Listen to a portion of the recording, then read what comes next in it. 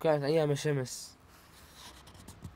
كنت رايح من بيت عمي لبيتنا. فجأة جت طيارة. الولد صغير يطل فوق بالسما يلاقي طيارة.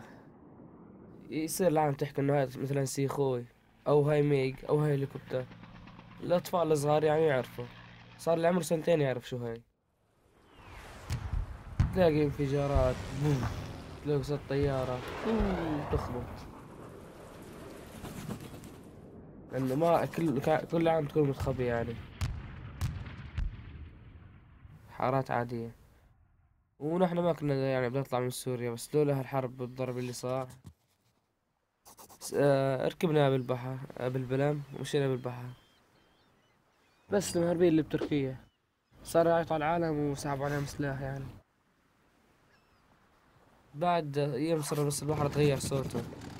كان صوته صار بو بو. المهم عطل.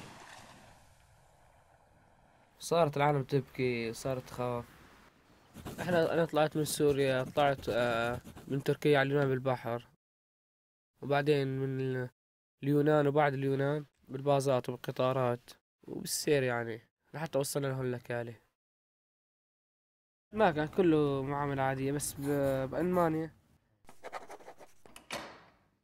فوتوني على غرفة التفتيش، شلحون كل أواعية. شافوا الجواز أخذوه.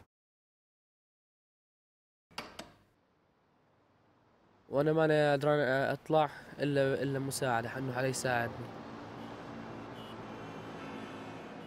يعني أنا طلعت من سوريا ماني حاط براسي غير إنه بريطانيا، أعيش مع عائلتي ببريطانيا هنيك.